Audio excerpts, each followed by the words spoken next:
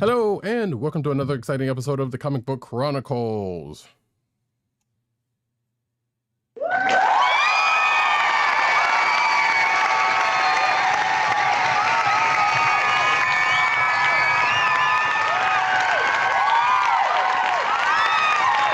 I am your host, Roddykat, and you can find me at Roddykat on Twitter. You can find me at NewsNoseNeed on Twitter. You can find me at CBCaps on Instagram.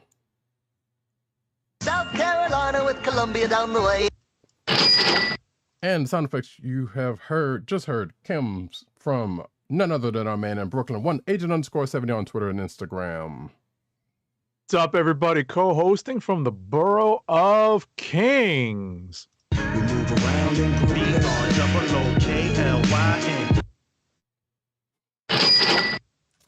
And this podcast comes from the Cold Slither podcast. Well, it's a joint effort, I guess. But anyway, you can find this here podcast on the Cold Slither Podcast Network, the CSPN.us. Do it today. You can also find this podcast on your podcast perusal place of choice, whether it be Google Play, Apple iTunes, aka Apple Podcasts, Spotify, or the Cold Slither Podcast Network's SoundCloud page. Make sure to hit like and subscribe and give us all the 5-star reviews. Yes.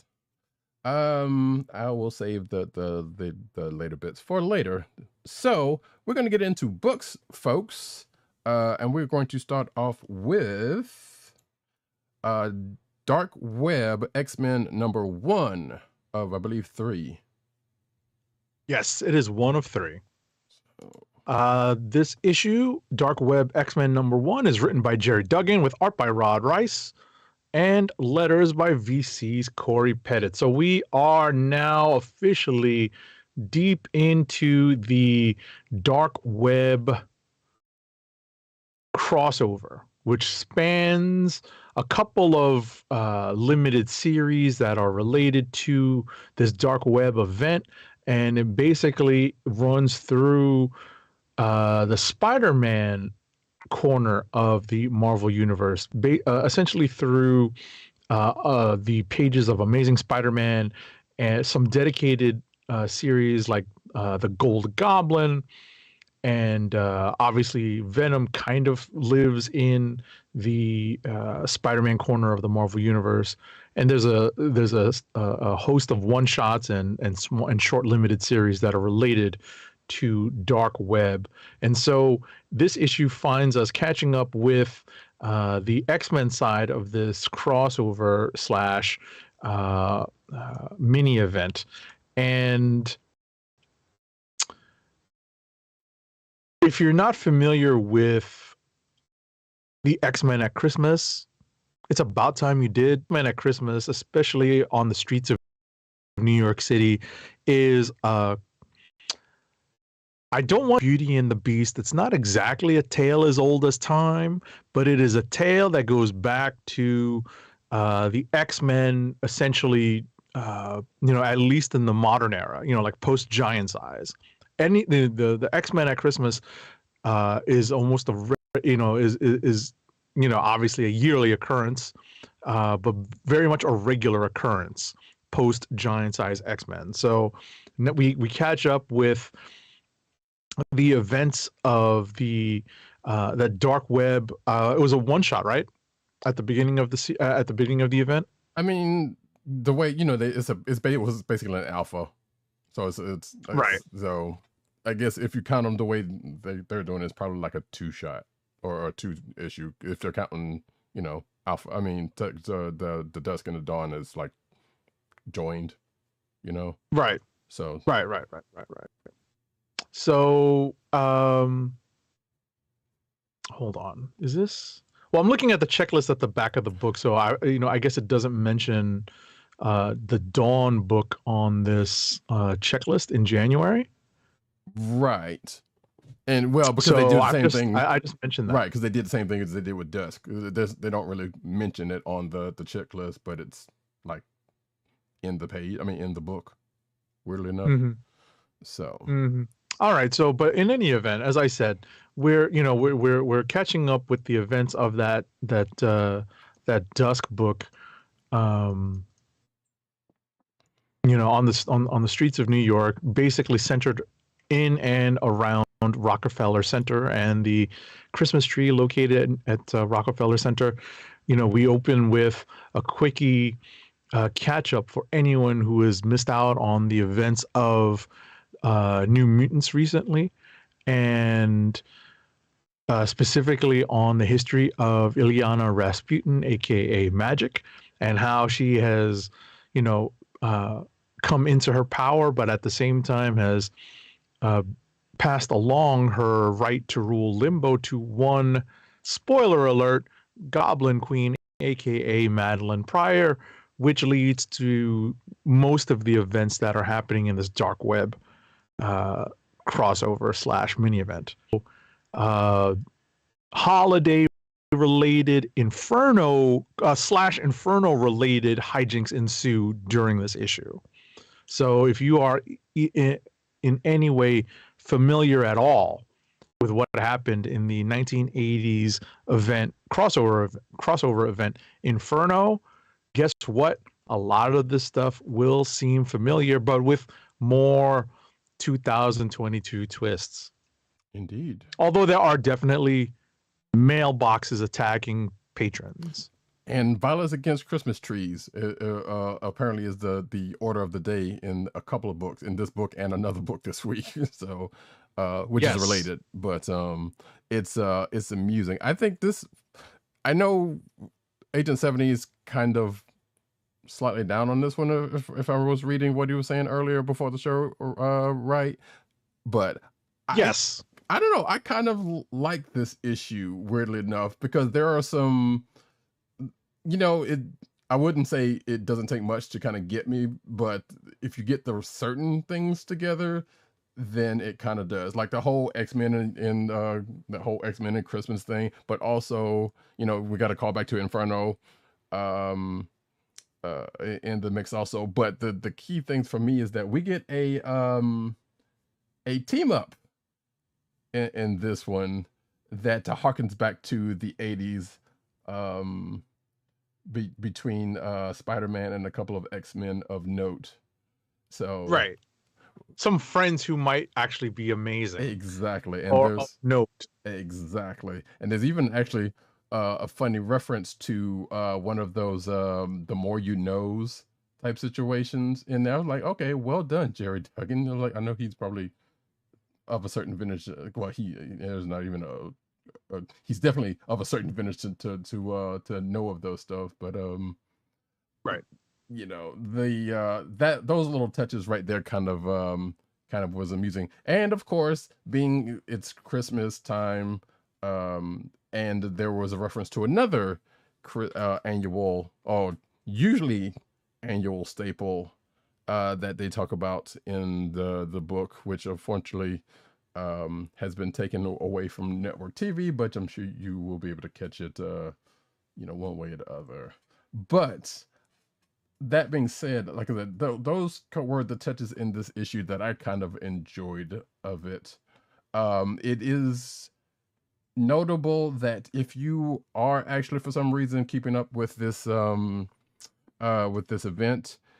the checklist is slightly off, because it would definitely do you a better service to read this book before you read Amazing Spider-Man number 15, which is the first the first issue listed after the Dark Web #1 book we talked about, the Dust book we talked about last week, because this book kind of fills in at the very least one meeting in the Amazing Spider-Man book, which I'm sure we will talk about in a minute. Right, because at the end of the day, that's where it comes. It's obvious that it's a little out of sequence. Mm-hmm. And I had read Amazing just blindly without looking at any sort of reading order or checklist. Mm-hmm. So when I read them essentially back to back, I had that sinking feeling that I was reading them out of order. Same. Not knowing that the checklist had it in the order I read it. Right. So everyone who read it in the order that I read it as per the checklist must have had that same feeling of, wait, this doesn't exactly fit chronologically But at the end of the day, it all sort of comes together. But it would have helped to have read, I believe, as Roddykat said, Dark Web X-Men #1 first. Right. And I was also one of those people who read it in the order that it is not, because I read Amazing first and then Dark Web. I'm like, okay, yeah, that it definitely would read way better if you read well, I mean it's noticeable enough. Let's say I'm not gonna say it's not going to kill it for you, but it's like, yeah, it would make way more sense to have read Dark Web before Amazing. Right. It makes you what it did to me is that it made me stop and be like, wait, when did that happen? Exactly. So that's enough of a knock that you have to kind of, kind of wonder who screwed up. Was it an intern who put that reading list together? Was it the editor that, screwed that up? That's actually, a really legitimate, more than fair criticism of how this was all put together. Right. And this stuff has been done like months in advance of it coming out. So they, within 4 to 6 months at the very least. So probably longer than that, because I know they have the retreats where they kind of map the stuff out, but still from them mapping it out to actually doing it is still some time. Yeah, you would think that would have been caught or something. I don't know. Or maybe that's where they wanted it for some silly reason. I don't know. That wouldn't make any sense, because usually how these events go is like, yeah, you kind of want to address the thing first before you call back to it. Now, granted, that is not always the case, but more often than not should be the case. Pretty much. So, but yeah, like I said, I enjoyed this this issue more than Agent 70 did, I think, because of the stuff I mentioned. What I was going to say is, I'm sorry to interrupt. No, it's okay. I groaned at the Spider Friends team up. Okay. Just because of the way Duggan wrote it. I enjoyed seeing it. I was not a fan of how he portrayed their interactions. I kind of agree with you there, especially at the end of it. Yeah. Even though it made sense what he was saying, because like, yeah, we were young, we weren't thinking any different, any better or worse about the team up. Well, I mean, sometimes we were, but the particular team up, we didn't think that much about when we were younger, watching the Spider-Man. So, but yes, I kind of agree with you on that. So, and plus a couple of things that Spidey was saying coming into it, was like, that seems kind of wrong. Like, I know he was making a joke, but it was like, oh, okay, it's like these people are going through some stuff, but at the same time, you got to be, but if we know Peter for anything, making some jokes that may or may not land like they're supposed to. I mean, I get that Duggan is writing the main X book, and obviously it's all coming out of the aftermath of Judgment Day and Orcus coming out smelling like roses from that event, despite the fact that they are obviously hell-bent on the destruction of mutant kind. Right. So it's, it's just another little tidbit that Duggan is adding into that, as follow-up to that story. The fact that Spidey, has bought into the propaganda, it does not seem out of the ordinary. Yeah, I guess that is the case. But yeah, on the other side of this, we see a team of X-Men going into Limbo to try to, I'm assuming, talk down Madeline Pryor, aka the Goblin Queen, or get to her at the very least. And at least one of the members of this team has some history with her, and there's a callback in the near the end of the story to in the midst of to their relationship, but also a callback to the original Inferno in that. Right. So, which is kind of amusing to me. But yeah, that's pretty much Dark Web X-Men #1. Oh, the only other thing, and I think I'm going to have another issue with this event, which I already have a couple, is that we see like basically what amounts to a cameo appearance from another hero who supposedly is involved with the story, but I'm just thinking, what was the purpose of them being here if they're not doing anything significant with them? It was like, hey, it showed up and then whoosh them off someplace else. Like, what's the point of that? So, right, with even a note. Right, to something that's coming up. So I'm like, okay, and if that ends up being pretty much a non-starter, I'm going to be way more upset about this because it's like, you didn't need to do this. Like, it makes no sense. But like I said, we're going to try to bear it out and see what happens. That being said, I guess we can go on. Well, I was about to say, you're thinking of the Amazing issue, right? Well, I was about to say, well, is that where they show up, or is that in? Yeah, you're right. It does. I was about to say you're mixing and matching the two Dark Web issues that came out this week. So we might as well transition over to that. Right. So Amazing Spider-Man number 15 is the other Dark Web crossover issue that came out this week. Amazing Spider-Man number 15 is written by Zeb Wells, with pencils by Ed McGuinness, inks by Cliff Rathburn, colors by Marcio Moniz, and letters by VC's Joe Caramagna, our favorite lettering paisan. So, again, just as we said with Dark Web X-Men number 1, we are in the immediate aftermath of the latest version of the Inferno story in New York City. This is a little bit less obvious that it is Christmas time because Ed McGuinness draws the first group of people that are running in shorts. Now, let me say this.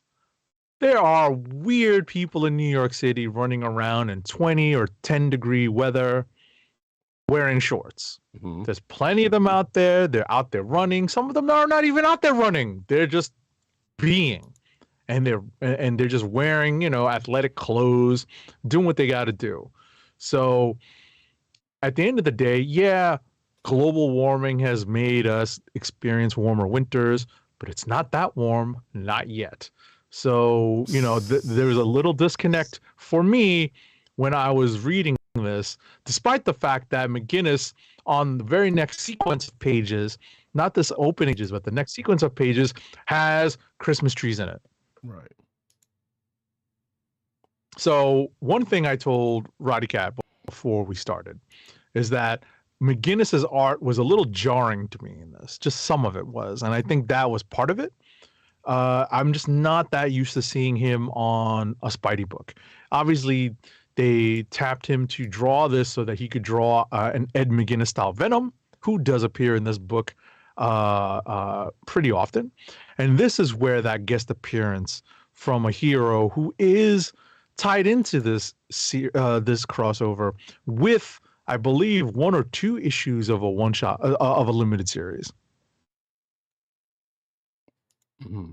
That's where we see, this hero who unfortunately does not have a solo series right now. Once did, but is currently essentially fairly prominent. I don't want to say very, but a fairly prominent guest star in the pages of Amazing Spider-Man. Right. I had two audio clips for this person. One having to do with the Dark Web issue from last week that still kind of applies, but also I don't know if this is going to play, but oh, hold on. This is probably not going to play, but wait a minute.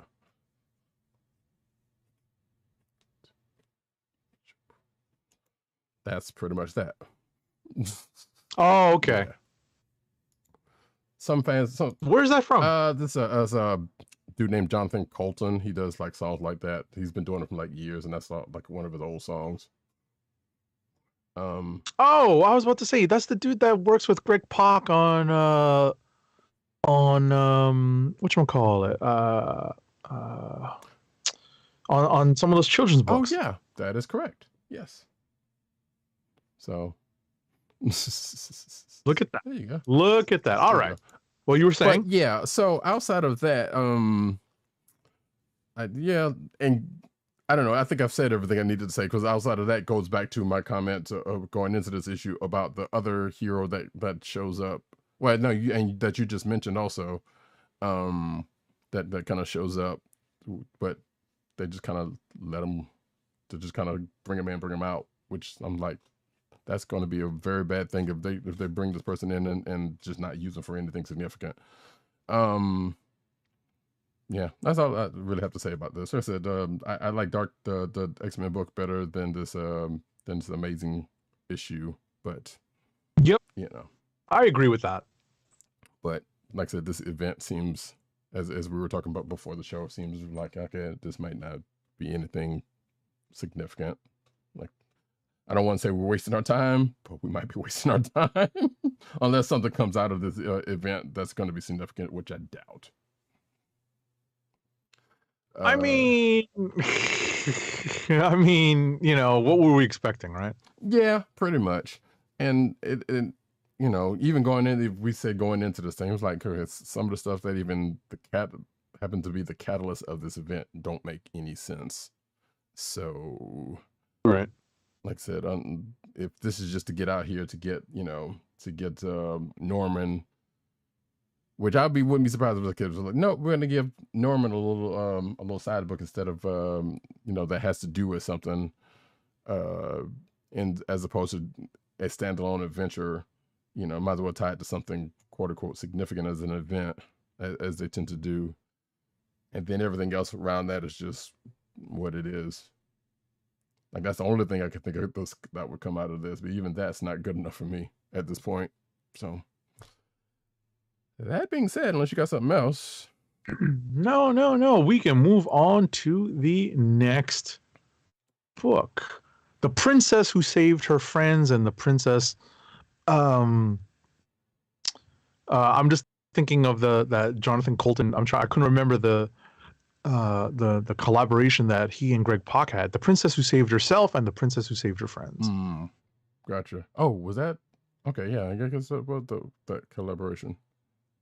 Yep. Yeah, Taka Miyazawa did the art on that, so that's why it sounds familiar to you folks, because I personally have bought a couple copies of them, and that's why the name rang a bell when Roddykat mentioned it. Right. Okay. And here I thought you wouldn't have caught that, but I didn't. I totally forgot about that collaboration between them. So, so you got me on that one. Comic Chronicles, folks. We have a wealth of information, not necessarily on our fingertips. Right, and full of surprises. I guess we'll hit the new number. Well, one of the two number ones of the week, I guess. Since we both read them. Right. Well, one of them is. I'm sorry. No. What's up? No, I just dropped something. Oh. One of them is acknowledged to be a 5-issue limited series, but the other one is presumably an ongoing. That is Invincible Iron Man #1.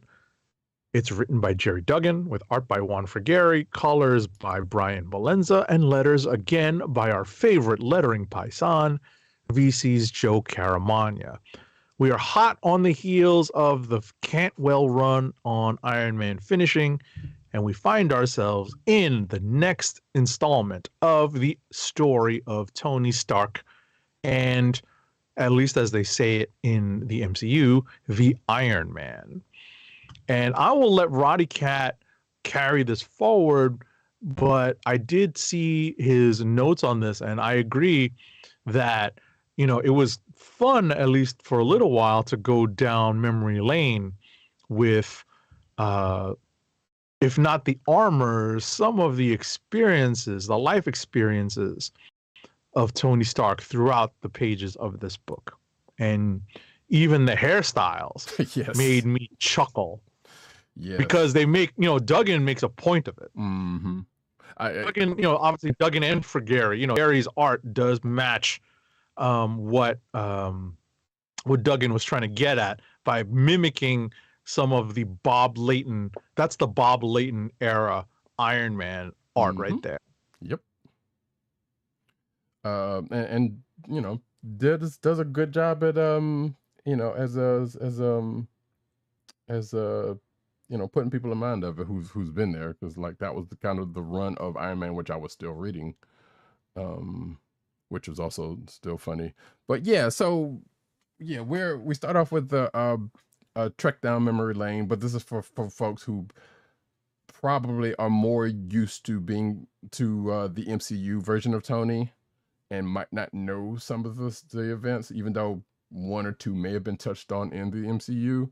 But I'm so actually almost surprised that there was one particular incident that wasn't called towards, and that was him being shot. But I guess there's a reason for that. But yeah, so we're as we're strolling down this new number one, getting folks caught up. There's at least one memory of recent note that I don't remember that gets called to. Like, I know there's been interactions. I remember the interaction, but I also don't remember the interaction. What you mean, like the mysterious appearance of the of a simulacrum of the Wu-Tang Clan? That also was just, it was kind of funny. That part I enjoyed, but no. But no, I was talking about the interaction of Tony and Emma and Fei Long, particularly what Fei Long was addressing or was recalling, because it was a book from 2012, to which, you know, we read a lot of books, folks, so it's kind of, you know, it's a the first health the no, this was well, no, Avengers. this interaction wasn't the first. Whatchamacallit, wasn't regarding Avengers 2012 1 to 31. That's But that was the footnote. No, I know, but isn't that Hickman? That's what I was thinking. But that was like, does it actually go back that far? That's kind of, again, Our show goes back that far. Huh? Our show does go back that far. This is also true. But this is like, you know, that first run of Hickman 1 to 31, right? We're right in the middle of, you know, like we start the show right in the middle of it. Right. So I was like, but that being the case, you're right. And I was like, I still don't remember that happening, which I almost went back to kind of research that to see what actually happened and those issues that were referenced. But it was like, I'll do it some other time. So I wanted to go ahead and get my books out of the way. Either way, the trek down memory lane goes into some current goings-ons, like that stem from Tony's last volume, which just got finished with the Canterwell run, which was actually pretty great. All told in spots. It doesn't feel like, it's irrelevant. It's over with now. I was about to say it didn't feel like it did anything, but it actually did. But we'll see what still comes out of that. But we find Tony in a particular place. We find, he's still kind of dealing with some of that stuff with his finances, but is also getting hit with other things in the course of this issue a couple of times, and which causes him to kind of digress, or not digress. It's basically another one of those hit. What happens? Yes, regress. Regress. That's exactly what I meant. So, but it basically is turning into one of those. Oh, let's see what happens when the hero hits rock bottom stories, and that part kind of had me groaning, because I'm like, we've been there with this particular character. We've been there with a couple of different characters lately, and I'm not saying that they don't come up to making good stories. It's just that we've seen enough of them, especially recently. It was like, you know what? I'm not sure if I have the bandwidth for another one. But maybe, again, this is going to, come up into something. It's going to be something different. Always try to give things the benefit of the doubt. But I'm sitting here like, why are we here again? Yeah. Yeah. I mean, at the end of the day, the way I looked at it, is that I understood, Mm-hmm. and it's a very realistic depiction of this addiction. Mm-hmm. You know, that it's a problem, that it's a recurring problem, Agreed. that it's never ever cured, Mm-hmm. right? It's just not. Yeah. And I agree with that depiction of it, but I also agree with your take on it. That why again? It's like again and again and again and again. So that's the hard part. Right. And I also wanted to just add a footnote here. December of 2012 is when the Avengers Hickman run started. Isn't that scary? Yeah. I just looked it up on Marvel Unlimited. Published December 2012. Holy cow! Yeah.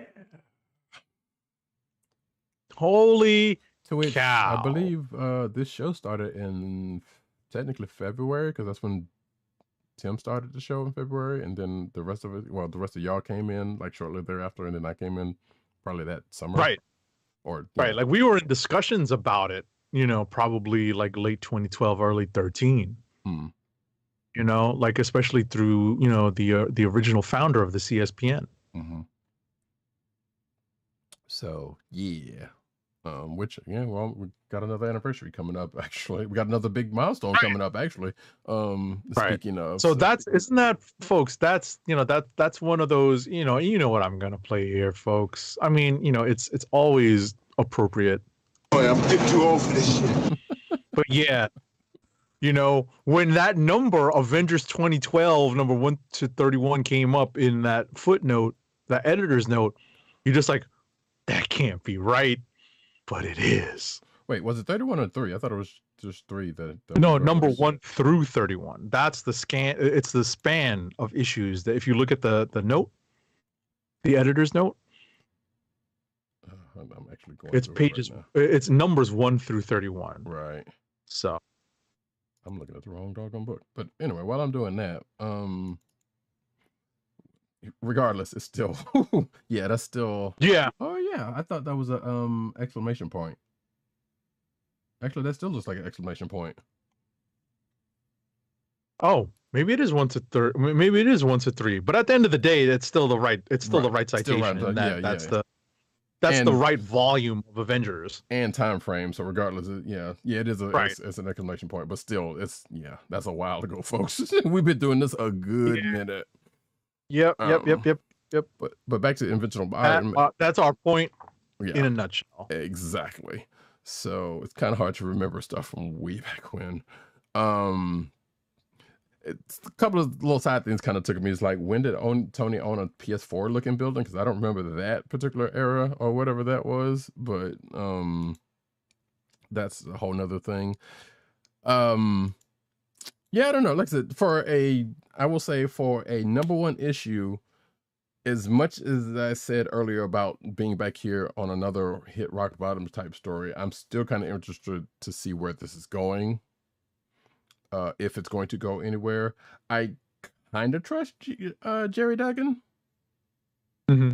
You know, like I believe he's not going to do bad by the character, or or anybody that is going to be that is associated with the character. Although I've seen what's coming up, and I'm not sure how I feel about that. But without knowing what's actually going to happen in the next issue, because we only got the one preview page at the end of this issue. But I am still on board for now. So this is kind of one of those like, okay, let's see what he can do to try to make it any different than what we've seen before.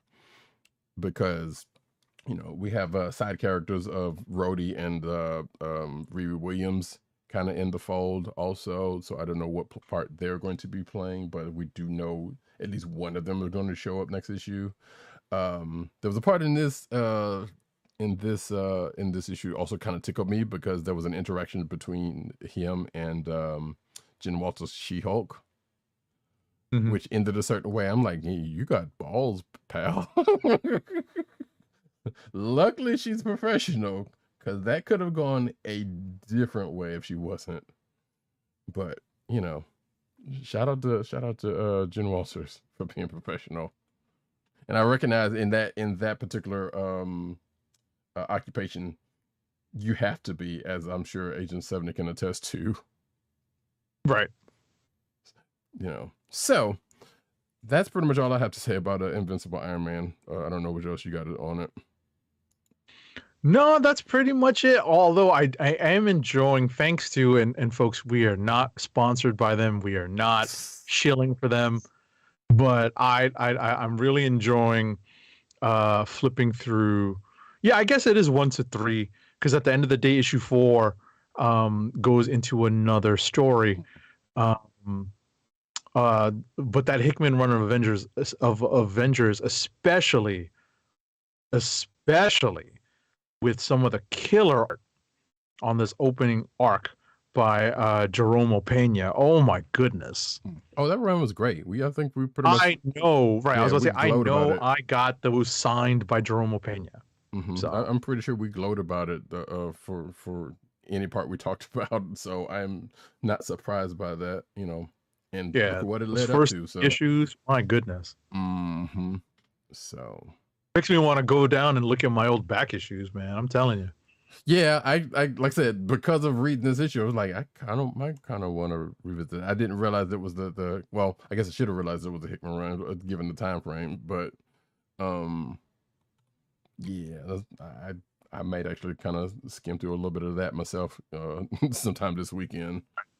So all right, so we have covered 3 books. We don't have too many more. Do you want to cover one more and then go rapid fire? Sure. We'll just like a Rambeau Photon. Might as well, yeah. Monica Rambeau Photon, number 1 of 5. This is the other number 1 issue that came out. This is what I referred to earlier as being a 5-issue limited series. It's written by Evel Ewing, with art by Luca Maresca, with Ivan Fiorelli, colors by Carlos Lopez, and letters by VC's Clayton Cowles. So we welcome back the code name of Photon into the possession of one Monica Rambeau. Now, we've had debates on this very show over the reasoning behind this. They actually do not mention the code name Switch, although they do mention the original identity, masked identity that Monica Rambeau used when she was initially introduced in the Marvel Universe. And that is a source of some jokes. Yes, it is. That was tickled when I saw that. But also, shout out to Eve Ewing, because she's pretty much saying what I'm pretty sure some folks have thought in those jokes. Oh yeah, she's putting the words onto paper. So I am not mad at it, but we definitely do get a just like with Invincible Iron Man #1, we do get a little walk down memory lane with Monica in her past, and as we just said, her past identity, at least one of her past identities, and it brought up a part that I remember having read Avengers when she was leading it, and some things happening around that, and which also makes me curious as to the preview page that we saw, because it sounds like from the preview page, not to skip ahead to that part, but it sounds like we're skipping to another chapter in her history that I know Agent 70 has not read, but it could go a couple of different ways with what they were with who they might have been referring to. Right. It seems to me one particular. Oh, go ahead. No. I just said but it seemed like it's centering on one person in particular. If I'm reading that right. So I'm sorry. What were you gonna say? Gotcha. Well, I mean, you touched upon something that I was going to admit to anyway. Is that whole Leviathan story?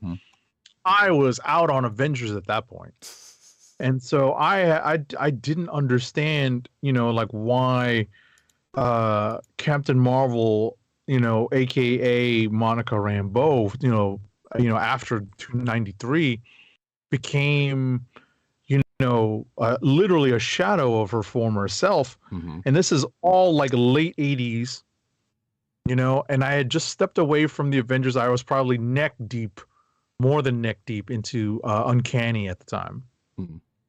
And picking up some of like the fledgling X Factor and dealing with all of Fall of the Mutants, Inferno, all the crossovers, all that business in the late 80s. Mm-hmm.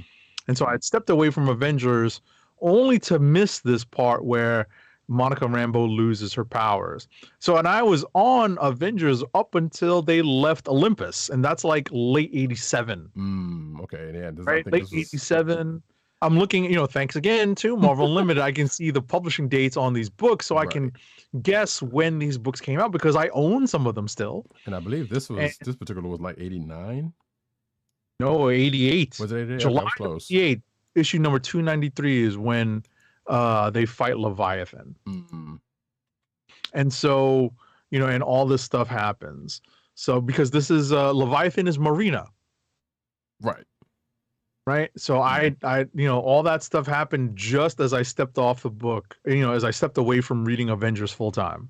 Right. So you basically,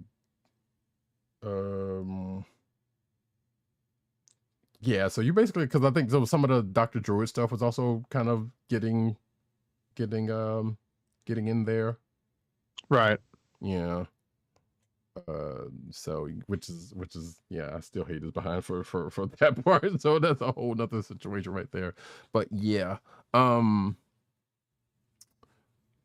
was something else I was going to mention with this. Oh, shout out to Brian Stelfreeze for speaking of the Captain Marvel, the old Captain Marvel outfit for the variant cover of which he evokes that.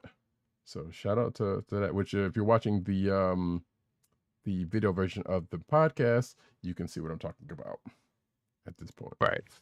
Right. So if you really want to see between issues 293 and 294, that's really where, the whole, the revelation of what happens to Monica really occurs. Mm-hmm. Just giving everybody the heads up. And the amusing thing about it is that she starts out this issue with it before kind of going back and forth with with that part of it. I'm going to assume that each issue is probably going to touch on each iteration of when she's had to change her name for identities. Yeah.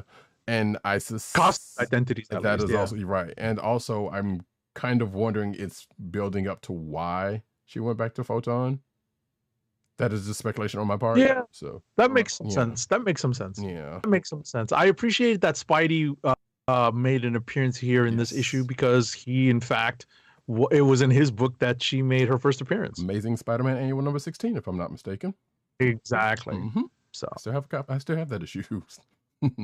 Hey, good for you. I saw it on the stand. I didn't pick it up. I just don't think I had the money for it. Right. I still don't have the one. I think the one thing I don't have is that she had a one shot, like I think it was a Captain Marvel one shot, from sometime after that. But I never, and I think it's out there on Marvel Unlimited. But that's the one thing I'm still looking for. Got it. I'm a fan. But anywho, but yeah, this was a good start of an issue. Like I said, for folks who are not familiar with Monica Rambeau outside of recent probably WandaVision probably got a lot of people because of not much familiarity, but she did, or maybe a newer enough comic book to see one of the few places that she's shown up recently. Or lately, I guess, because I mean, we know she's in Thunderbolts now, and she's kind of showed up here and there. She's shown up in Spidey in the last, I think, was it? No, it wasn't even the last one. It was the Nick Spencer's run, or was it? That's the stuff's kind of going together. Because remember, she was working with Misty and Colleen to get that Beyond stuff, right? So that I think that might have been either right. She was dressed up. Right, correct. And I think that was recent enough, regardless, to where some people may know her from there, like Right. Listen, you're thinking of what EVLU might be very much on track. Mm-hmm. Without, I mean, you may have looked at the solicitations. Mm-hmm. I don't know. Maybe that I was about to say maybe that clues you in a little bit. Like maybe with the covers or whatnot. But I think you're probably right. in that this is a path of, discovery and kind of reflection on her past. So, which leads her to like re-embrace the Photon identity, obviously to, kind of match the MCU version of the character.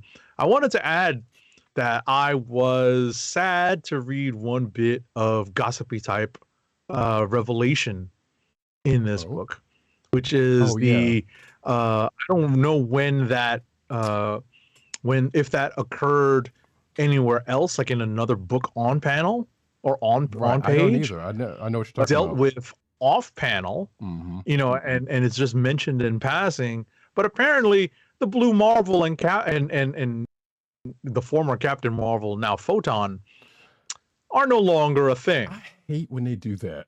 I really, this has happened to enough characters. Just like, why do you do that? And one, I didn't want to see it because I felt like one, they were pretty good together, and two, yes, we've seen both of these characters. Matter of fact, we saw Blue Marvel in as recent as Defenders Beyond, and I want to say he was talking, well, not directly to her, but talking on the phone with her or something or other. So she was referenced in that, but there was no indication of them not being together anymore before this. And also, speaking of, calls the question as to when this is set, because again, a character, which I know we'll have some news on later on in the show, a character appears in this who at this particular point is, I'm going to use air quotes here for the folks who can't see me, dead. Right. But they're still kind of around. But, comics. So, like I said, I'm not sure when this is supposedly set, which is a question, but it's almost probably after what news that I know is coming up in the news section. Assuming that's being set someplace different, but Right. Oh, so it's her mother that mentions it. Yes. And the father says there was a bit of an age gap there. Right. But I'm not gonna lie, I remember when they first got together and I thought that too, but at the same time it's like, well, it's just not that, well, one, is not that outside of the realm of possibilities. And two, they were still all right together. I thought they were still good together. So I kind of... Right. I mean, obviously his powers lend him to being very slow at aging. Correct. Even with the gray hair. And probably hers, or at least hers at the time, because I know her power set has, I think, may have been changed again slightly. But I think at the time when they were on the Ultimate together, they were basically like, no, she's probably immortal at this point. So likely, but we'll see. Yeah. So, but I think she's back to being like more human. I think that it's been said that someplace, I can't remember, that she's kind of more of human leveled, but still powerful. So we'll see. That all things change in comics book, with the exception of certain things. So, and Monica Rambeau is no stranger to having, like, she's not, I'm not going to sit there and say she's like Carol level of, craziness with her backstory, but she's her superhero identity has changed enough times, and she has gone through a few different things here and there to where she's almost up there. She's kind of close. Like, Carol's way different because her backstory kind of goes all over the place. So, but yeah, like I said, enjoyable read. Shout out to Evel Ewing and crew. Wait, who's doing art again? I forgot.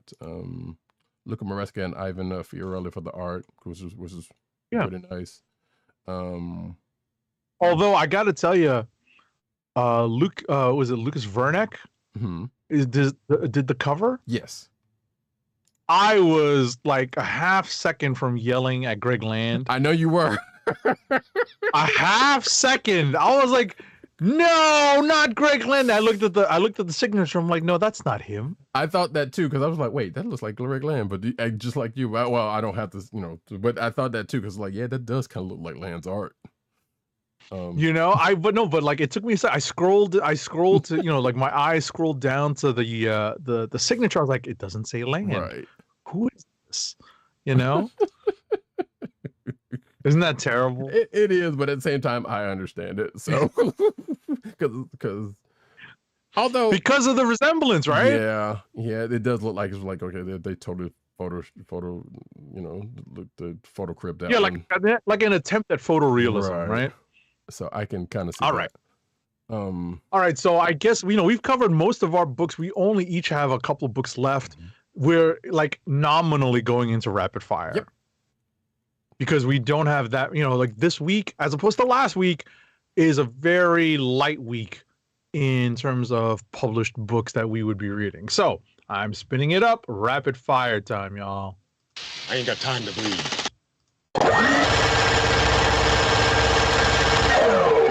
Light them up. All I've got left is Batman Spawn #1. It is a one-shot, probably the first of 2 one-shots between DC and Image, just like they did in the 90s, where Spawn will be the lead character in the title from the Image version. This book is written by Todd McFarlane, with pencils by Greg Capullo, inks by Todd McFarlane, colors by Dave McCaig, and letters by Tom Napolitano, another lettering paisan. So, for anyone that remembers the heyday of Spawn, that was when the first crossover with Batman occurred. And it was decent, but obviously contrived. This is yet another contrived reason for these characters to cross over. But what McFarlane and Capullo came up with was a way to update it, in the sense that they involve newer sets of characters, namely the Court of Owls, and also some of the newer villains that have graced the pages of Spawn since the first Spawn Batman crossover. So there's plenty of contrived reasons for Spawn to be brought down to Batman's level, to create an equal playing field, a level playing field between the two, so that Spawn doesn't just wipe the floor with Batman with like a single punch or with a magical wave of his hand. And another reason to make the Court of Owls a legitimate threat to both Spawn and Batman. So, the contrived reasons aside, you always have to figure with a crossover like this, it's always something that's just a little bit hokey and or a little bit wonky. But it's fun to see these characters interact. It's fun to see Capullo play in the sandbox again with 2 characters he did a ton of really strong artwork on in 2 separate parts of his career. There is the distinct Greg Capullo Spawn era and a distinct Greg Capullo Batman era. So it's fun to see him revisit these 2 characters in a different place artistically in his career, and just show different ways, just kind of flex his art muscles in different ways in this issue. And to me, that was the most fun. I didn't really care for the story so much as just seeing Capullo really run wild with the art and the layouts. As I said, these crossover stories are never going to be that great, but it was entertaining. So if you're even passingly familiar with the Spawn mythos, you can pick this up. I haven't read Spawn since issue number 55 maybe, and they're up to whatever number they're on now, a lot of numbers later. So at the end of the day, I had fun reading this, but it's not for everybody. And that's it for me. Gotcha. And actually, you mentioned something that kind of came up in the Monica Rambeau book also, because there was a distinct there was a question that was asked by Spidey. It was like, well, why didn't you just go ahead and do this thing, as opposed to kind of master and command it to, as he said, which honestly I had that question also, because like there was most threats, a lot of threats, unless it's like having to do with the Dark Force or something, she could pretty much take care of. So it was also a question, and the answer she gave was like, okay. I mean, it was, good question. So maybe we'll find out also. But Rapid fire for myself, as I only have a couple of books left. And keeping on the Batman train, actually, is I Am Batman number 16. There we go. Written by John Ridley, art by Kristen Deuce, colors by Rex Locus, and letters by Troy Pateri. So I wish you would say that in Kevin Conroy voice. what? Oh, I am Batman. am Batman. You know what? I feel like I still wouldn't be able to do it justice, but I do love doing it. I'm sorry to interrupt. No, you're good. No, that was actually pretty good. So, and it's not like I don't think about it when this book comes up, but anyway, so basically a death that is close to the Fox family kind of brings them together, but also apparently there is a secret, one other secret that most of the family members were not aware of, and sadly it's something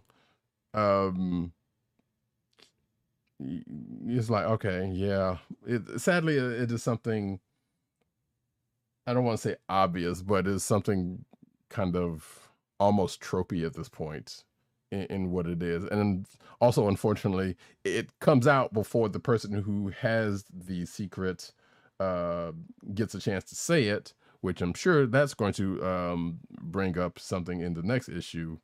But also,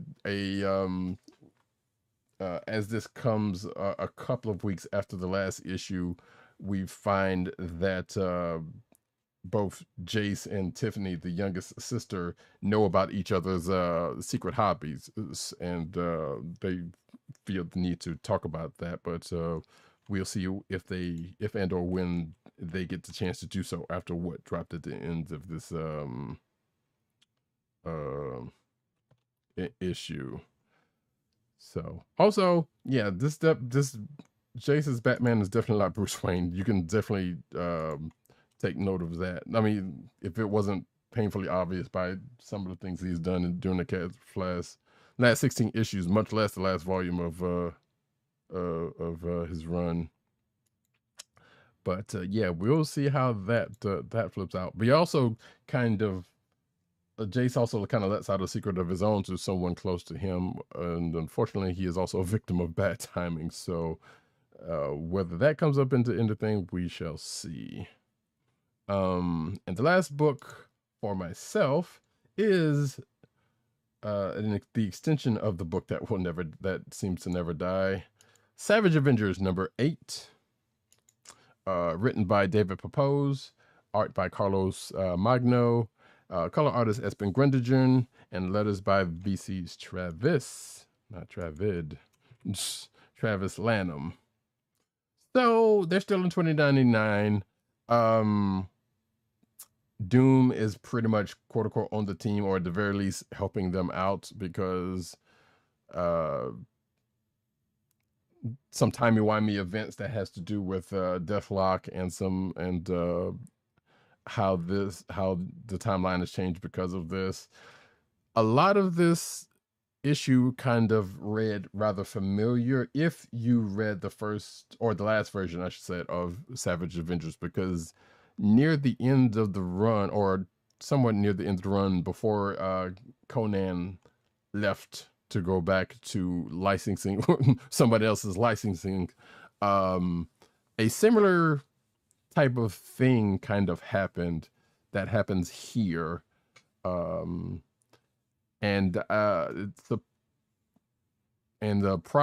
just like that, a similar thing on the outset seems to be going on here, except for there's 2 characters that are still around, with the exception of just one.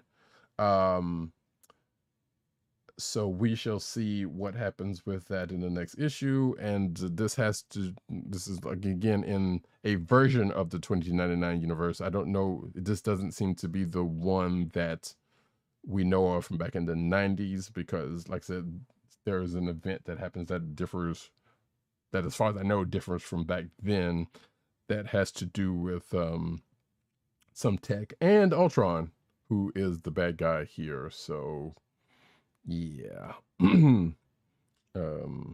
Don't think that's the case, but regardless, like I said, we will see what happens in the next issue. There was also a fastball special if you like that kind of sort of thing, but they don't really call it out, but you can tell it's there. Yeah, that's pretty much all I have to say about that. So Kliqs of the week. Kliqs of the week.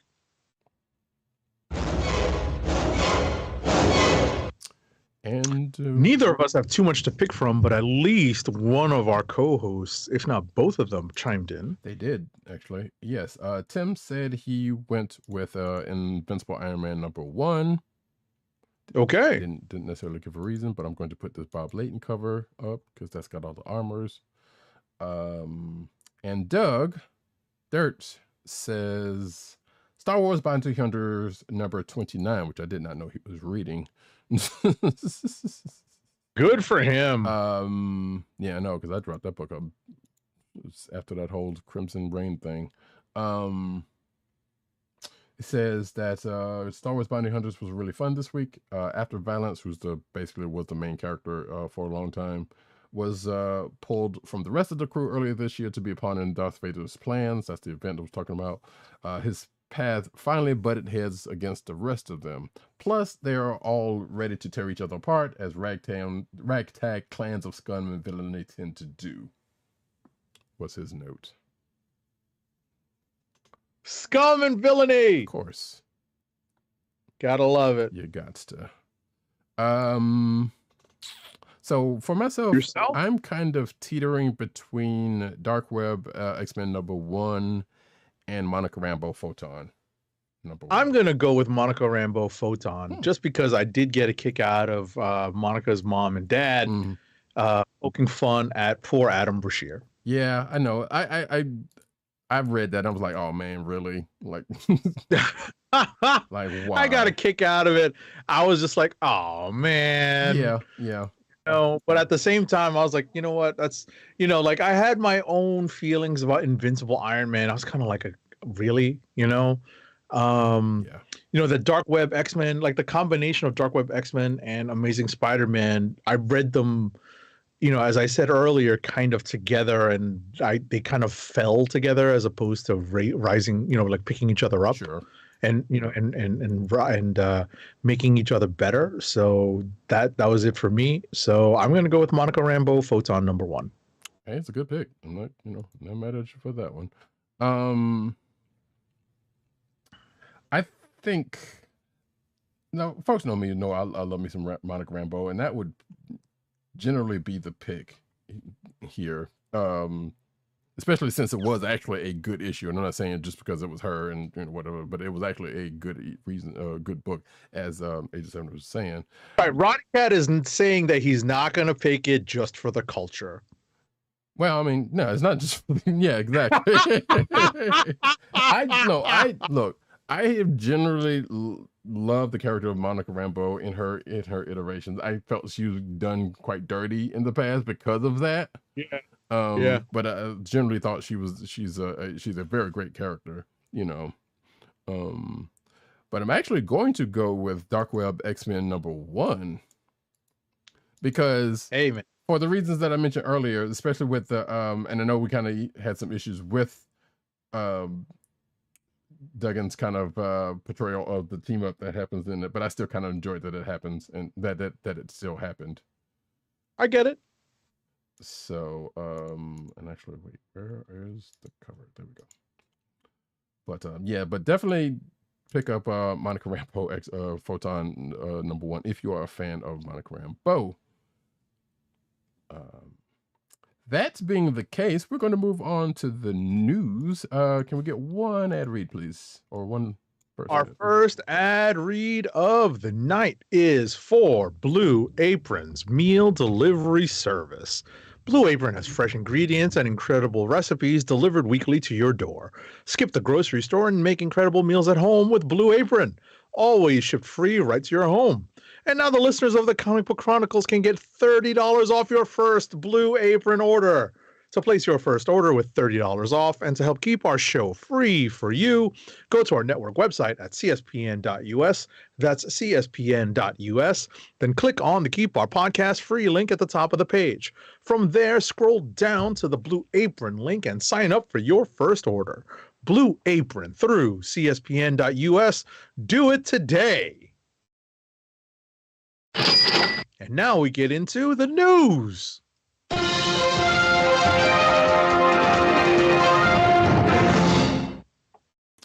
And we get into the cinematic news as we do about this time. Starting off with, it seems that we may know the premiere window of Marvel's Wonder Man series. It says here that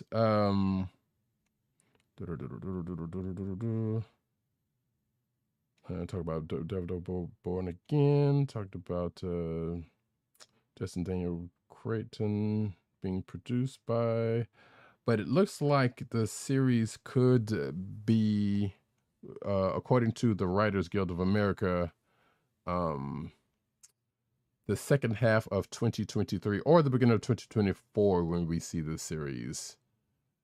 Because apparently the head writer Andrew Guest lists the series for that particular time frame. So that is at the very least the window of when we could see Wonder Man as a show. But again, things, you know, that is a fairly decent sized window, even if it makes it. It's a broad enough window also. So next up. I'm sorry, I was just looking at the news because some important news dropped earlier today, and I don't think Roddykat caught it. But I will read the next one and continue to research it so that I can provide him with a new story to put on our sheet to talk about. Okay. Black Panther Wakanda Forever has continued its streak at #1 in the domestic box office, holding it longer than any film in 2021 or 2022 so far. The film, which is the final theatrical release from Phase 4 of the Marvel Cinematic Universe, is essentially showing that people still want to go to the theater, but apparently they only show up to the theater for certain types of movies. What effect that has on Hollywood and its budgets and its and what it chooses to fund remains to be seen. I mean, that's kind of, it is true, anecdotally, because I know for myself, there's not a whole lot of movies that I would go see in the theater at this point. I think that, I was about to finish your point and then I'll just chime in. So yeah, and so I can see some of that actually bearing out, but at the same time, I'm thinking, well, if they're using that as a metric for things is one thing, but at the same time, Hollywood kind of doesn't need that because they are going to fund what they believe is going to be the hot ticket in itself. So I don't know. I feel like some of that kind of doesn't. Some of that I'm sure will bear out one way or the other. Yes, I do have that. Agent 70. On the sheet? Yes. Mm-hmm. Hold on, I didn't see it, so I have to look. Oh, I see it. Okay. Yeah. Oh yeah. Did you just put that in? No, I put that in early. Well, I'm putting it earlier when I put in the rest of the news. But yes. Gotcha. I might have had to just click reload because it went from a Patty Jenkins story straight to something else. So that's my bad. No worries. But we will hit on that for a second. And I don't remember my train of thought. Either way, regardless, that's at my point. What were we going to say? No, that's pretty much it. Like at the end of the day, we can move forward, with our next story. Okay.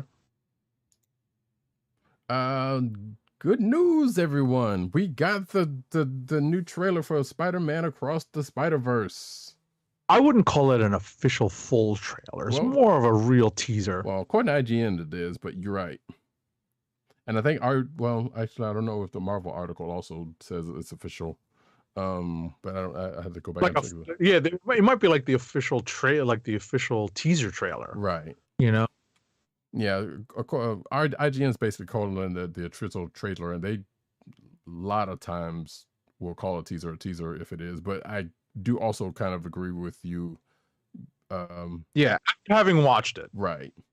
Although, to be fair, teaser or not, it's still I would rather have this as an official trailer as opposed to what they normally end up doing, because they kind of give a lot more than they should. And Right. this and this particular teaser kind of gave you just enough to be like, all right, yeah, I'm good. Like, if you saw between this one and the last one they showed, I'm like, no, that's pretty much enough. And also, as I said on Twitter, shout out to Lauren Velez, who is voicing Rio, Miles' mom, who is pretty much doing the bulk of the voiceover in this particular trailer. Right. So, but yeah, it was a good trailer. Like I said, between this one and the last trailer or teaser / you did, I think that's pretty much enough for me, particularly, to be like, I'm ready for it. Which I already was, because let's face it, the last one was great. So they could have given half of this, and I would have been, and I would have said the same thing. So there also, and I know this article kind of mentions it, there was a report going around about the synopsis of the movie itself, and I think some of that is actually in this article, but I won't necessarily go into it. So. But it's going to be in show notes. If you haven't already seen the trailer and you're interested, and I don't know what's wrong with you if you haven't, you should go check it out. It's out there. What'd you think about it, by the way? It was fun. Yeah. At the end of the day, what the beauty of Spider-Verse, the concept, means that Sony gets to play with the concept of these characters, but not necessarily deal with the quote unquote OG version of the characters. So there could be, in fact, another Spider-Man 2099 out there that is exactly the way, it's portrayed in the comics. There's another Jessica Drew, just like in the regular Spider-Verse, that is exactly like the Jessica Drew that we see in the 616. Yes, I was going to bring that up, because yes, we got a fairly decent look at the Jessica Drew that is being played by Issa Rae in this trailer, and I'm like, all right, let's go for it. It's actually weirdly kind of a mix of that new suit, almost that new suit that she had for a while recently. And I'm like, right, but a slightly better which looking. Is fine, because like I said, that's so typical of Spider-Verse, like in the comics, right, that once you get that concept that there's an infinite number of spiders out there, or at least as many as there can be on the web, then the unfortunately, I hate to put it this way, unfortunately, Sony has this gigantic piece of IP they're never gonna let go. Let it go, Sony, let it go. Right, split the pie, man. Split the pie. Let them have let Marvel have the Spidey folks back.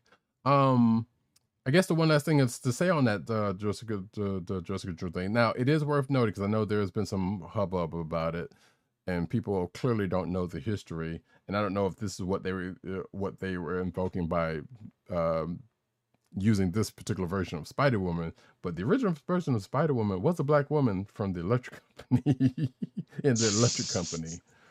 She was a librarian named Val, so y'all could look that up. I'm just saying, and quit being stupid. That being said, hey, I'm with it. Next up, though. After confirming the film earlier this summer, Warner Brothers Animation Studios has confirmed the voice cast for the upcoming animated movie Batman: The Doom That Came to Gotham. David Giuntoli of Grimm and A Million Little Things will lead the film, voicing the Dark Knight, taking on the role of the Caped Crusader in this Elseworlds classic. Really? That's an Elseworlds classic? I guess I never read it. That features Batman practicing his heroics in the 1920s. He's joined in the film by Tati Gabrielle from Chilling Adventures of Sabrina as Kylie Kane, Christopher Gorham as Oliver Queen, John DiMaggio from Adventure Time as James Gordon, and Patrick Fabian from Better Call Saul as Harvey Dent. Okay. Yeah, I don't recall that if there was a book about this at also, but also I read the title of it. And I was like, wait, there's a crossover with Doctor Doom. Yes, which actually I wouldn't mind seeing that the Batman teaming up with Doctor Doom. But that'd be something. I'm looking at the guest list, the guest star list. I'm like, oh, Tuvok is Lucius Fox. Mhm. Okay, I saw that. Yeah, like shout out to Tim Russ. So, and some and notable. obviously David Dastmalchian as not saying oh Baba Yaga. Yeah, there's some notable names in here, including some not surprising.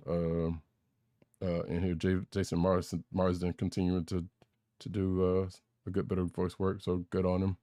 Anywho's, also Bender from. I know they have John DiMaggio as Adventure Time, but come on, folks know him as Bender from Futurama. Probably better. Anywho's, I was about to say, what my response is. Who? Oh, you never watched Futurama? Not really. Oh, okay. Gotcha. No. Well, I guess you never watched Adventure Time either, so it's a Exactly. it's a double who. Like I said, Who? If you've heard his voice before in any of those things, you know who you've. I feel like some animated thing recently you have heard his voice. I'll put it this way. I'm sure. Yeah, I just can't think of a character that you would know him from. Probably in that Invincible thing, but I can't remember the character he did. Either way, Stargirl was set to launch an Infinity Inc. spinoff. So going deeper and deeper down the rabbit hole, apparently. In an interview with TV Line, Jeff Johns shared that Stargirl was laying down the groundwork for a potential spinoff starring Richard Swift, The Shade, and Jenny Hayden, aka Jade, with the third season's two-part Infinity Inc. arc. The arc ended with Richard deciding to act as a mentor to Jenny and her twin brother Todd to teach them how to properly control their powers. But since Stargirl, just like the other CW shows, have been canceled, yeah, it's not gonna happen. So, or potentially it's not going to happen because it sounds like they're just straight up getting rid of the the Arrowverse all the way around. Next up. Speaking of the Arrowverse about to be canceled all the way around, Supergirl's Dreamer is set to appear in The Flash's final season. So, Supergirl actress, the actress portraying Nia Nal / Dreamer, Nicole Maines in Supergirl, will be reprising that role during the upcoming 9th and final season of the CW's The Flash. Again, Korath. Who? Thank you. Indeed. Actually, there was another story about the Flash and them doing another crossover event, even though there's no other shows to cross over with, I think, but I forgot to pull that. Regardless, again with the Arrowverse, star David Ramsey promises good news for DC's CW franchise. Responding to fan questions on Instagram via the direct, apparently, Ramsey acknowledged the state of the beloved CW shared universe following multiple cancellations, thanking the fans for "quote unquote" sticking with us, thanking fans for sticking with us.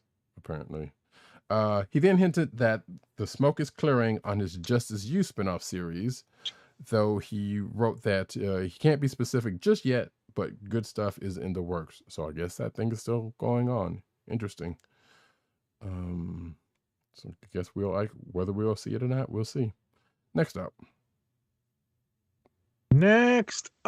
Shazam! Fury of the Gods is coming to theaters in March 2023, and it is helmed by the first movie's director, David F. Sandberg.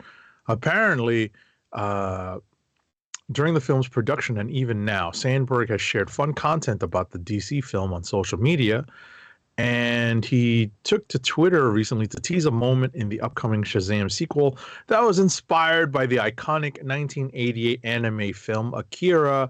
5 will get you 10. 5 will get you 10. There's a skidding motorcycle somewhere. Not according to this Twitter post, but that's also possible. Because now that I think about it, now that you say that, you might be right because of that last trailer. I don't know. Right. All I'm saying, I'm just guessing here. I'm not looking at the Twitter, the photo he posted on Twitter or anything like that. Right. That's like a something that generally finds its way into other areas of pop culture. You're right. You're right. If you're gonna take something from Akira, that's gonna be one of the two things. One of the three things, rather. Right. Speaking of, I was about to say, I think Amazing Spider-Man had it was an anime reference, which was kind of funny. I don't know if you remember it, but I don't know if that was a hot take on the author's part, but I found it was funny. Where Spidey ended up using a particular reference of a manga to alight something, or to threaten to alight something. So okay, that was kind of funny. Anywho, HBO Max announces Black Adam streaming release date, and that date is actually, as of this recording, tomorrow. That's crazy. This movie was just in theater. Well, yes. According to this, almost 2 months later, Black Adam has begun winding down its theatrical run. Just recently arrived on digital home video, which makes HBO Max streaming its obvious next stop. And of course, it says that HBO Max, according to this article, has officially announced that it will make its streaming debut tomorrow. Now, normally, it says this follows the digital release, which I think we did talk about previously, which was on November 22nd, which was, as this article notes, was just pretty much a month after coming to theaters. So, and as James said, and he's right, it is kind of crazy because usually there's at least 4 months before it hits digital and then go to streaming. So that doesn't always the case, but more times than not, that's usually the case. So can you take that as an indictment of how the movie did? Kinda. I don't think they would say that, but I'm just going to go ahead and say yes. Which is fine, because I hadn't been, this will save me some trouble in trying to go through, find other ways to watch this thing, because I wasn't paying for it directly. Mm-hmm. Anywho, next up. So, in some of the big entertainment news that came out this past week, James Gunn responds to Wonder Woman 3 axing, which is something we talked about last week, right? Yes. And possible DC franchise turnover, basically saying we are not going to make every single person happy. So James Gunn has been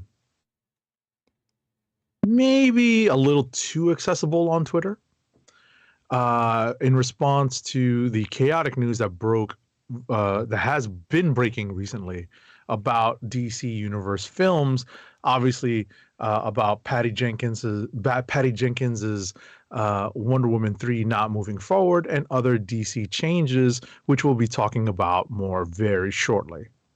Mm-hmm. Yeah, I guess James Gunn said it was like he's not here to make friends. I don't know if that was what he was saying, but hey, you are right. He has been kind of out there. He's a little too that's what I'm saying, in touch with the fans, mm-hmm. especially with this, right. And to kind of keep that train rolling, to get back to that point, Patty Jenkins. So we did talk about Patty Jenkins and DC kind of parting ways, or potentially parting ways on the Wonder Woman 3 project. And there was rumors, and I think we mentioned that last week, about Patty Jenkins had reportedly walked off, or was the one who walked off or walked away from the project. But she's basically saying that no, she did not. As a matter of fact, she's also given an update on Rogue Squadron, in that, because it says here that, and this is a quote from her: "I originally left Rogue Squadron after a long and productive development process when it became clear that it couldn't happen soon enough, and I didn't want to delay Wonder Woman 3 any further. When I did, Lucasfilm asked me to consider coming back to Rogue Squadron after Wonder Woman 3, which I was honored to do so I agreed. Then they made a new deal with her, and she's still on that deal, and that project is is in active development ever since then. And she doesn't know whether it's still going to happen or not, but you never know until the development process is complete. Now then, as for Wonder Woman 3, she went to, matter of fact, I saw this on Twitter being retweeted. She basically wrote out a full statement and posted it to Twitter. And I'm not going to read the whole thing here, but basically she dispelled the rumors that she walked away from it. And I'll just say this little one part. It says, this is simply not true that she walked away from it or killed it. I never walked away. I was open to considering anything asked of me. It was my understanding that there was nothing I could do to move anything forward at this time. DC is obviously buried in changes they are having to make, so I understand these decisions are difficult right now. And like I said, it kind of goes on from there, because if you're watching the video version, you can see the whole statement, which is lengthy in this. And like I said, I'm not going to read that, but you can read it for yourself in the show notes. So, and I know, and I'm pretty sure she had to say this because, like I said, the reports and the rumors that say that she was the one who walked away from it probably came from some dumbasses, you know, who wasn't crazy about her in the first place doing much, but that's speculation. But not outside the realm of possibility. Next up. Right. I mean, look, I was not crazy about Wonder Woman 84. Yeah. I don't know where the story would have gone. You know, but it's disappointing that she doesn't get a crack at trying to take it and finish off, you know, her little trilogy. Right. Not her little trilogy. Next up, DC bosses Peter Safran and James Gunn officially made known their plans for the first movie under their regime. It's going to be Superman. Written script for it, written by James Gunn. It's going to be about Superman's early days. It's not an origin story, but a new actor will be sought to play Superman as Henry Cavill.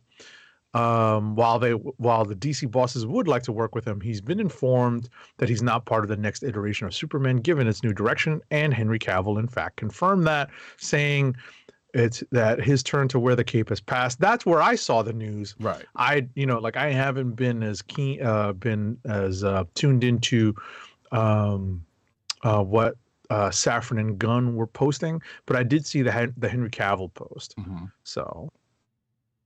Yeah, I did too, but I also saw the James Gunn stuff. I'm like, huh, that's interesting. I'm slightly curious as to why. And I don't know if we'll ever actually get the actual answer to that, you know? All right. But do you have anything? I was about to say, do you have anything in the news about? I don't know if it's confirmed yet, but Henry Cavill's not going back to The Witcher. I'm like, damn. So that was the other part is I was about to bring up, and no, I don't think so, because I think so. Supposedly, there was a rumor that he got off of that project to do Superman, but also there was other reports saying that he left that project because he was only doing that. Well, obviously he loved obviously people who know, but he loved The Witcher, you know, loved the books and the story and all that kind of good mess. But I think there was something that came out later that was like there was a stipulation for him to not be the character as to why he got off of that project. And I'm not sure what that stipulation was, and I'm not sure if that ever came out, but last I checked, yeah, I don't think it's probably going to happen that he's going back to The Witcher either, but you never know, you know? You never know with things. Like, he was the one that left that one, supposedly. So I don't, there's bits of that are still unknown about that one thing. But like I said, I just know that there are rumors that, like, yeah, he left that for this, but the timing sounds like that could be the case, but doesn't necessarily mean that it is the case, you know? Mm-hmm. So, no, I get it. So yeah, we don't know whether he could come back to that or not, but yeah. I don't know. The whole thing is weird. I'm like, there's something probably missing in this, but again, something we'll probably never know. So, but next up, excuse me, Yeah, today, I hope I'm pronouncing her name right. So, Badaki, is developing a Nigerian vampire TV series and comic with Prentice Penny and Sebastian A. Jones. Folks may know Miss Badaki from American Gods, of course. And it says here that she is developing she is teamed up with Payback Entertainment, which is the aforementioned Insecure showrunner Prentice Penny and Stranger Comics president Sebastian A. Jones. The show / comic is called Niger Vamp, which is about a Nigerian vampire's hunger for eternal love beyond the flesh. It is described as an irreverent love story to all of those who's ever felt othered, wrapped in a blood-soaked coming-of-age self-discovery romp. And then it goes on from there to telling more of the premise of it.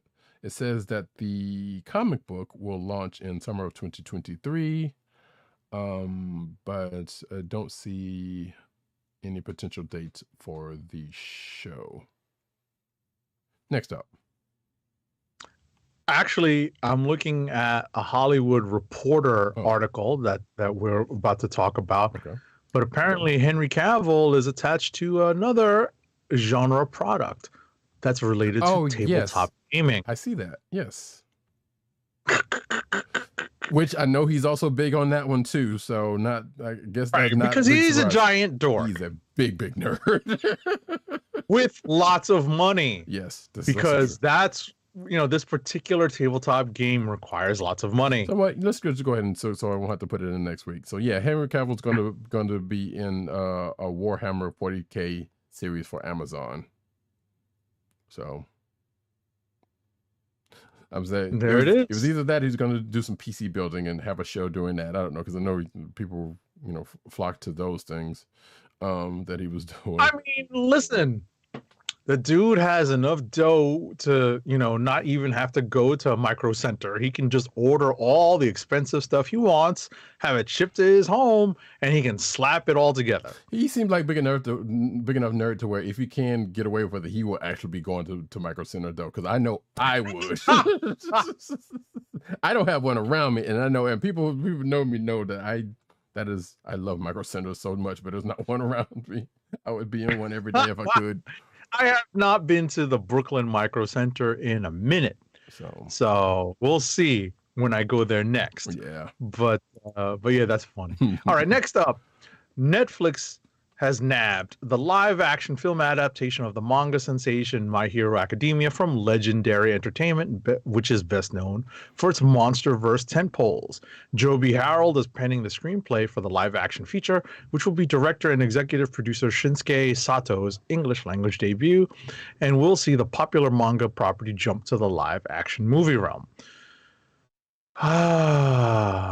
That's the right reaction. All I have to say is I have a lot of trepidation. And you should. And you haven't, I'm pretty certain you have not seen many of the other live action adaptations of the other anime.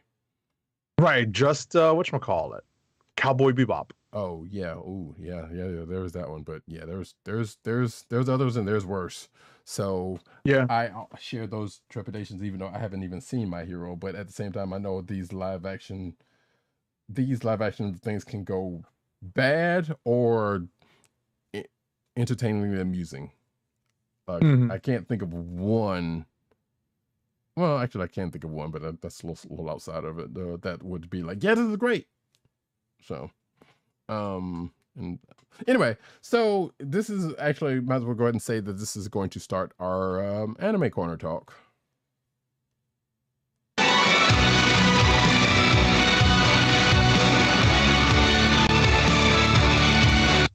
And we continue with actually some sad news, because just get away from that live action thing. That's legendary singer Ichiro Mizuki passes away at 74. That's not a name that a lot of people will know here in the States, and I admit,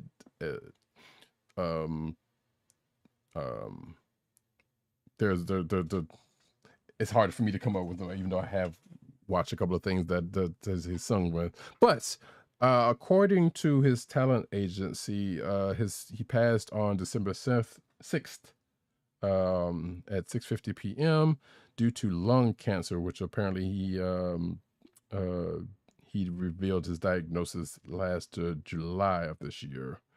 So that does. Mizuki made his last public appearance in November at the 49th Song Festival held in Tokyo, where before performing the opening to Mazinger Z, he expressed to his fans his wish to get well and come back to performing full time as soon as possible.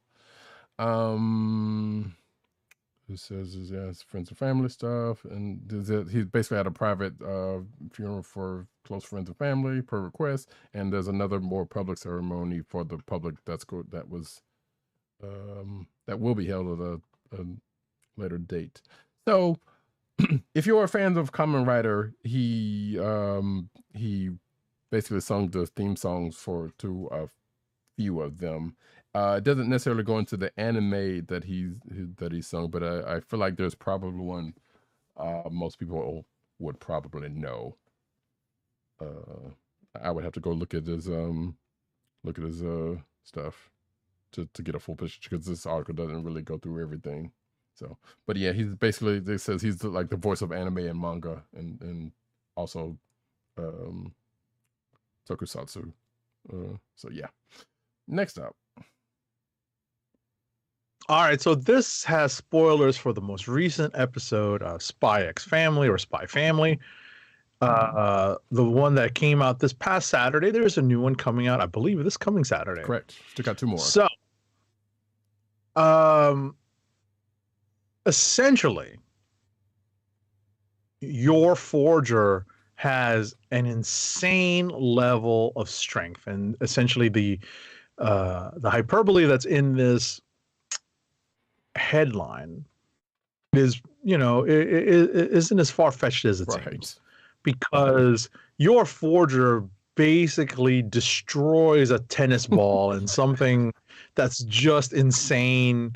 The last 2 episodes have been about the secret, I forget the name of it now. It's tournament, basically.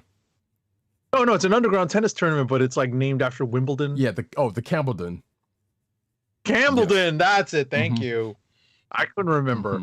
It's been several days since I watched it. So, this underground tennis tournament is just, was a means of breaking Fiona away with Lloyd Forger, and basically giving us some insight into her feelings for Lloyd and what she feels like Yor is worth. And then she gets shown up basically saying, "Oh wow, this chick is serious." What I realize in this article is that they actually tip off the fact that there's going to be more Fiona looking into Yor going forward. Yeah, and the show itself also did, given what happens near the end, or even after basically near the end, and I guess the little mini scene after the credits or what have you. Right. So that whole part tickled me though. If you haven't seen it already, I won't go into it, but yeah, if you've seen at the very least the start of Spy Family, you kind of already get a sense of Yor's strength, so capabilities, let's say. Yes. So this probably would not surprise you, but it's still funny. So definitely check it out.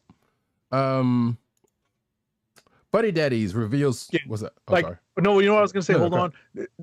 Imagine Mr. and Mrs. Smith with a kid and they still don't know what each other does. Right. Basically. To which, and that's the part that's making me sad, because I'm usually how some of this stuff kind of goes when they get to the point where they find out what each other does. The shoe's gonna drop in, and while it might end up being good in the end, it's like, oh, they're gonna leave it on a bad note, because we only got like 2 episodes left. In this next part, which I guess is the end of the season what have you. And then there's going to be another long wait for the next part or next season. So I don't know. I can't say for certain if they're going to do what I'm thinking they're going to do, but if they do, I'm going to be very upset. So anyway, Buddy Daddies reveals, and again, neither one of us have read the manga, so we don't have any prior knowledge of any of that, and we don't necessarily need it. So I'm sure if you know, good for you. Anyway, Buddy Daddies reveals premiere date with funny character promo. And I believe since this article's come out, there's been a couple. But as reported by Anime News Network's, Buddy Daddies will unveil a character video each week for 4 weeks until the anime airs in January. Uploaded on Aniplex's YouTube channel, the first video revolves around Kazuki Kurisu, a gambler and womanizer who constantly runs away from love. The video shows Kazuki engaging in his usual day-to-day activities like disguising himself as an employee and tasing people. Okay, that's all. Okay. Yeah. And like I said, this article has been out 5 days ago, so I'm sure there's another one coming soon, if not already out, because I don't know when the release dates on those ones. But if you're interested in this particular show, it's going to start airing at January 6th in Japan. Next up. The Way of the House Husband season 2 has landed a release date on Netflix. I still have not finished season 1. I apologize, folks. The first season was released in 2021. I just, there's something about the style of it that just, made me turn away from it. And then I turned into serial killer stuff on Netflix. I was like, oh, I'll just, click play, and then I watched Wednesday, and then as a lot of people have, so exactly. So I still have not yet gone back to Way of the House Husband. Gotcha. So the release date for season 2 is January 1st. Wow, that is coming up soon, folks. So I need to, maybe not right away, but finish up this Way of the House Husband that's on Netflix now in advance of January 1st, 2023. A couple of weeks away. I mean, it's pretty short because I think it's only 10 episodes, and they're relatively short episodes, if I'm not mistaken. So. Right, which obviously is a bad sign if I can't even sit through that. Or it's a sign that it's just not for you. It's just sometimes it happens. Exactly. That way, so exactly. Good news, folks. Demon Slayer, Swordsmith Village arc TV anime airs in April 2023. So that's how long we have to wait for the next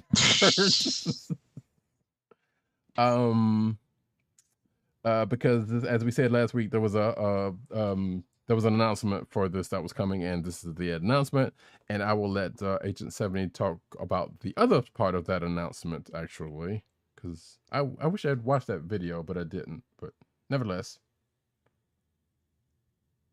what the next article. Oh no, I will. It's just that you wish you would watch the trailer? Well, because I think they had it was like a 20-minute presentation for the whole thing, and I don't know what I just wanted to see what was in that, but I didn't get a chance to, or I didn't take the chance, I should say. Gotcha. Right. So yeah, you should watch the official trailer. Yeah. So Aniplex of America and Crunchyroll announced the upcoming release of Demon Slayer Kimetsu no Yaiba to the Swordsmith Village. That's which is going to be a feature-length cut of episodes 10 and 11 of the Entertainment District arc, right? Which is like the last, kind of cinematic feeling 2 episodes of that arc, and then the extended episode 1, surprisingly long, of the upcoming Swordsmith Village arc in 4K with remastered audio and premiered as part of a world tour and a later theatrical release. So the red carpet premiere event in Los Angeles will be held on February 18th at the Orpheum Theater, featuring appearances by Natsuki Hanai Tanji, who plays Tanjiro Kamado, Aniplex producer Yuma Takahashi, and a performance by Aimer. Tickets for the event will go on sale starting January 7th on Ticketmaster. Good luck. It's Ticketmaster, folks. Yeah, and I apologize because I forgot to. Yeah, because that was the part that I forgot to mention in the last article. In that the first episode of the new arc is going to be an hour. Right. So that's why I very surreptitiously mentioned that it was longer than normal. Right. So still, so yeah, if you, like you just said, if you can get a ticket to see that, good luck. That would also almost. I was about to say there's some Taylor Swift fans who would commiserate with you. Yeah, oh, they're still on about that mess. I was about to say, I'm sitting here thinking, like, is this one of the things I would actually go to the theater for? And I'm kind of teetering on maybe. Because it's long, because there's a lot to watch, right? And those last two, the Entertainment District arc, are so, like, they are theatrical. Right. The way they're animated are just, I can just imagine what it would look like on a movie screen. Yeah, they definitely put some time in on that and some money. Which I'm sitting here thinking, like, wait, I vaguely remember those last two those episodes. Like, I kind of remember them saying it was leading up to going to the village or whatever, or to the Swordsmith, because I do remember what happened in the arc, but there's parts of it I don't remember, so I might actually revisit those anyway, regardless. Anyway, Nier Automata sets release date for new anime, and that date is in Japan, January 7th. So man, that first week of January is going to have a couple of joints coming out. It says here that Crunchyroll confirmed via press release that they will be streaming the new anime. That they will be streaming the new anime, and the date that I remember that I just said. So if Japan is the date that is the 7th, then chances are we'll probably get the next date, the next day simulcast or something like that, the way they do that stuff. So, but according to this article, well, yeah, it's only a few weeks ago. I know there are some Nier Automata fans. I am kind of one of them. So even though I've never finished the game, I am looking forward to checking this out. Next up, Dragon Ball's creator, Akira Toriyama, is going to be heavily involved in a project to animate one of his older one-shot series, Sandland. So Sandland was released in 2000, soon after the end of Toriyama's original run on Dragon Ball.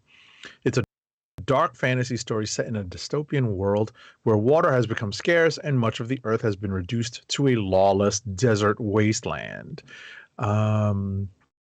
Let's see here. So more information will apparently release this weekend, December 17th. Indeed. I was trying to think of the other Toriyama thing that actually got a reference in Dragon Ball, but I can't remember it at this point. So, anywho, Hayao Miyazaki's next film, How Do You Live, is coming in 2023. It was revealed on Twitter from Studio Ghibli's Twitter account, and there's there's a poster, there's a poster for the film which depicts a sketch of what appears to be a bird-like creature on it. The exact date is July 14th, 2023, if I had not said that, and I probably did. So there you go, Miyazaki, Studio Ghibli fans. Have at it. Next up. There it is. Next up, so we're transitioning over into the manga news. So here's an appropriate for this next story sound effect.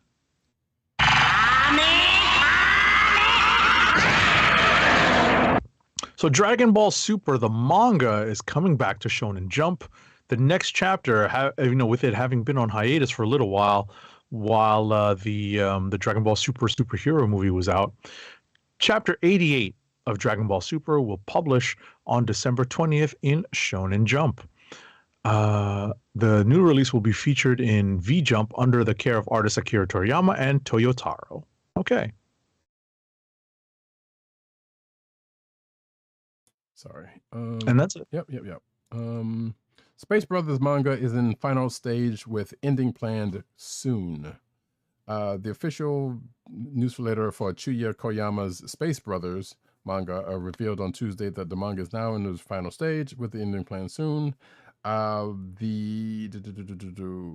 Koyama previously revealed in January that he plans to start the final arc of the manga this year. Excuse me. Koyama also stated back in 2017 that the manga was heading toward its quote-unquote last spurt, and also I don't know how many years the manga will continue, but the last spurt is coming. So I have heard of Space Brothers, and I've seen the manga out there, and I want to say there was an anime adaptation. Or yes. The manga inspired a 2012 to 2014 television series and also a 2012 live action film. But I've never watched or read it myself, but I know there are fans out there. So there you go. Next up, I would get this story. So Attack on Titan is moving into its final days, and it seems the hit series is rolling out a few big projects to celebrate the anime's end. With the show slated to return to air next year, all eyes are on Eren as his violent journey promises to close soon. So thanks to a new announcement, we have learned Attack on Titan is about to come to life like never before, but it's going to come to life in virtual reality. Attack on Titan is about to get an official Oculus project, and it will ask fans to eliminate Titans alongside greats such as Levi and Mikasa. The update went live this week as Attack on Titan VR Unbreakable. Universe, UNIVRS, the developer behind Little Witch Academia VR has been working on the ambitious project for some time now. According to current estimates, the Attack on Titan game will go live the summer of 2023 and will be available in both English and Japanese. The game itself will be fairly simple, as Attack on Titan will ask fans to hunt down Titans using the omnidirectional gear, mobility equipment. Fans will take to the skies using the Oculus and slay Titans left and right.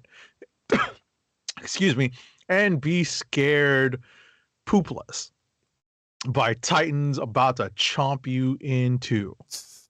Yeah, I hope because I know VR in itself already has, people that have motion sickness issues that it affects them. So I hope they have that figured out for that game, because that's gonna fuck some folks up.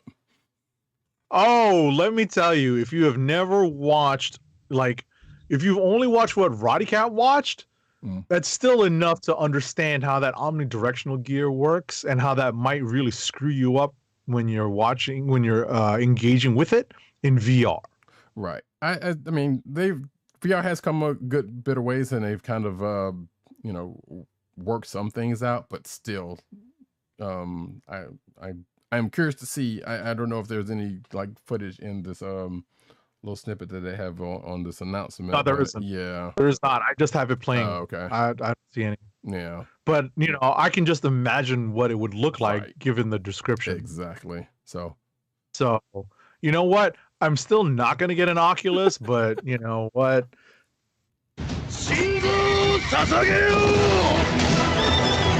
What would make you get one? If there's anything. Not much. Yeah, I don't think so. What if it's a Haikyuu game? Yeah. You mean play volleyball in my living room as opposed to going to a court? I mean, technically you could do that probably on VR, but yeah, sure.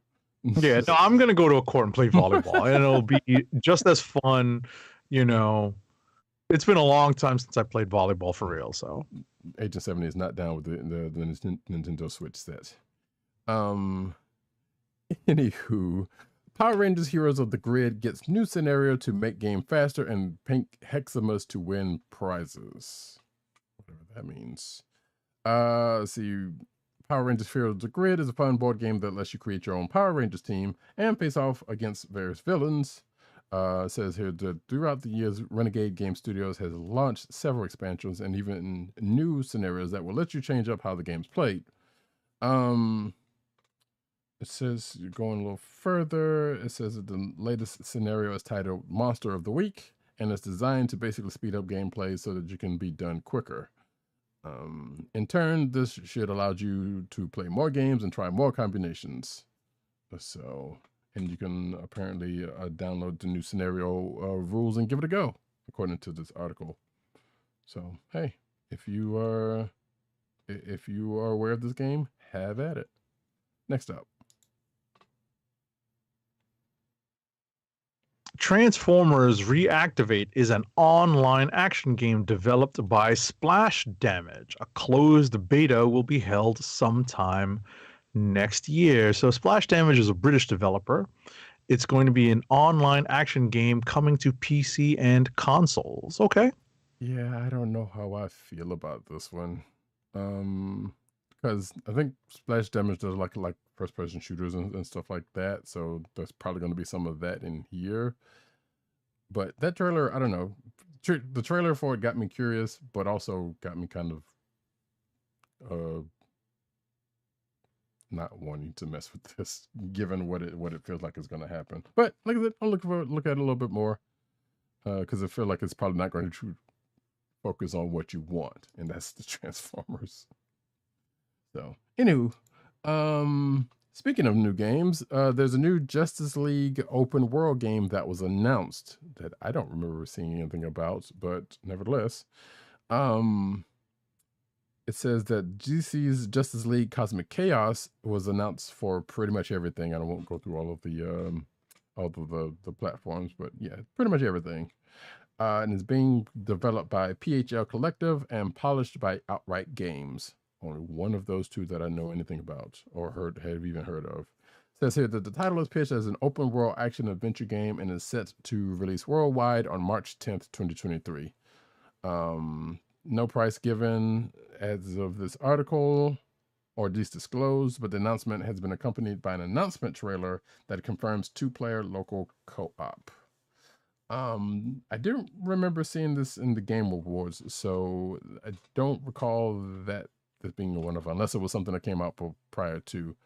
And this art style on this image here kind of sways a little bit more all ages / kiddie. So I don't know, but hey, we'll see. Next up, Superman Lost from Christopher Priest and Carlo Pagulayan has been announced. Let me get this article up. Let's see here. They are reuniting. I didn't know that they work together, to be honest. For a 10-issue Superman series, Superman Lost, the first issue of Superman Lost will be available at local comic book shops on March 14th. Okay, that's cool. Oh, wait, so they work together on Deathstroke. Oh, wow. And I read Deathstroke, so I guess I should have known that, but yeah, okay. Cool. Oh, right. The Rebirth one. Yes, I did read that. Okay. Cool. Maybe I'll check this out. Who knows? And yeah, and if that wasn't known, yes, we have moved into the comic book. Oh, I'm sorry. I should play a transition. Very good. Batman artist Jorge Jimenez shares a bold, imposing Superman portrait. The only reason why I put this in here is because it was cool looking. Says the artwork is a black and white version of the final page from Batman 127, which saw the Man of Steel making a surprise appearance in order to save Batman's life. I guess spoiler alert for Batman 127, which is like 3 issues ago. Right. From Failsafe, excuse me. We just cut to the picture. If you're watching the video version of the podcast, and you should sometimes, you can see the image at hand. Looks pretty good, even without being colored. So, next up. Alrighty, so one of Marvel's all-star writers, Donny Cates, that's arguable, Mhm. and one of DC's legendary artists, Greg Capullo, may be teaming up for a new Marvel project. On December 8th, Capullo shared a post on Twitter asking fans, "I'm about to Marvel up. Cool with that?" The next day, Cates quote tweeted Capullo's message, following up with a GIF image of Tom Cruise's Maverick from the original Top Gun. One where the high-flying pilot smiles and puts on a pair of aviator sunglasses. Whether the two are working on something together or this is a simple reaction of one creator to another remains to be seen. But interestingly, Cates has left his high-profile books at Marvel, so it might be in preparation for something new, because it seems like Cates still has a relationship with Marvel Publishing. Right. I'm not sure why he wouldn't, but Right. It's just that it's he exited both Hulk and Thor roughly around the same time. right. Guessing he was finished with the stories there, assumingly. Also, he should have used, well, he could have used "You Could Be My Wingman Anytime." That would have been the one to use if, but I guess he didn't want to be too on the nose if this is indeed a collaboration between the two. I don't know. Capullo coming back to Marvel, it's cool. Cates, I could kind of see them matching up for whatever, Cates' style of writing and Capullo's art. I could see them kind of matching up depending on what they end up doing. So, Sure. I don't know. Next up, though, yeah, the Beyonders' mad plan for the Marvel Universe is revealed in Avengers Beyond. And this is where I say, I figured that Defenders Beyond stuff was going somewhere. I wasn't expecting it to be this. So this March, the Avengers will finally realize the shocking truth behind their latest action-packed adventures when they confront the one and only Beyonder in Avengers Beyond. And Agent 70 is going to love this because Avengers Beyond will continue Derek Landy and Greg Land's bold Avengers saga as the omnipotent orchestrator, and I didn't mean to break that up like that, but hey, excuse me, behind the groundbreaking original Secret Wars returns for vengeance and hatches his laser schemes for the Marvel Universe. Now, I mentioned Defenders Beyond because I don't think Agent 70 read it, but Beyonder was definitely in that, and at the end, it did tease that he was going to be back in some way, shape, or form. In fact, right before he left the pages, he did something some other pages, which is kind of weird, but hey, that's either there here nor there. And I think that was Al Ewing, if I'm not mistaken, so I don't directly know if that's going to fall into this, but I suspect probably. It also says that it talks about All Out Avengers, which that would make a whole lot of sense then. If the Beyonder is the one, because we still don't know necessarily who's behind what's going on in All Out Avengers, it would make some sense if it's the Beyonder, given what we've seen in that book. But regardless, and it says here that Avengers Beyond is going to start this March, like it says, and yeah, that's going to be something. I don't mind the Beyonder stories. It's just Greg Land's got to go away. Go away, Greg Land. Go away.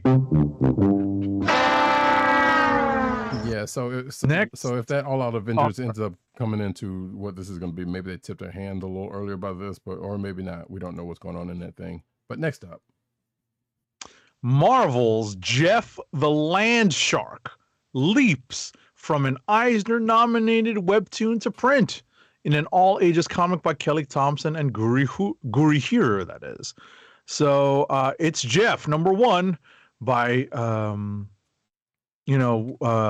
it's going from that Eisner-nominated webtoon to print in a special one-shot comic. All right, so it's Jeff number one by writer Kelly Thompson and the artists known as Guri Hiru. This is a collection of short stories about the land shark that were originally published as a vertical scrolling webtoon on the Marvel Unlimited digital service. The comic features guest appearances by many Marvel regulars, including the Avengers, Spider-Man, and Captain Marvel. The comic will be available on March 29th with a cover by Guri Hiru. Okay. So one, I did not know that those Infinity Comics applied to as webtoons, but I guess it makes sense because they're pretty much the same style. So, but it is definitely on Marvel Unlimited as one of the Infinity Comics. Two, I didn't know Guri Hiru was more than one artist. So same. Yeah, so go figure. News to me. Yeah. Oh, why are you not loading? There we go. Black Panther confronts. What's up, Benji Games 2? Nice to see you. Black Panther confronts the person responsible for his Wakanda exile. And this is, I guess, a preview for Black Panther number 12, which I believe is the next issue. Yes, is a new story arc that finds the Black Panther no longer king of Wakanda and trying to repair his relationship with the Avengers. Or wait, is that? I don't remember what the last issue was. Now that I think about it, but I think we did just get a reveal in the last issue of Black Panther. That much I do know. So yes, basically comicbook.com. Shout out to Tim. Has a preview of Black Panther number 12 by John Ridley, Herman Peralta, CC De La Cruz, and VC Josephino. So you can check out that preview if you are so inclined. Next. In not exactly unexpected news, Marvel has announced a new Doctor Strange series. In an article written by our very own @TimDog98, make sure to click on it and give that man some clicks and some reads and some likes and reposts and whatever. Doctor Strange, no surprise, will be returning shortly in a new self-titled ongoing series in March of 2023. It's going to be helmed still by Jed MacKay, which means this is all part of some sort of long game under Jed MacKay's watch, which is great. Joining Jed MacKay on Doctor Strange is artist Pasquale Ferry, who is currently illustrating Namor Conquered Shores. And that's good news because it doesn't seem like, at least in Tim's article, that the major players in the current Strange series, namely Clea and Wong, are going away anytime soon. And Alex Ross will be providing covers. Yes, if you're watching the video version, you can see one of them right now, which it looks like the classic version of the Agent one is also in here for some reason, or for whatever reason. So interesting. Yeah, and this goes back to stuff we were talking about earlier with the where stuff is placed. So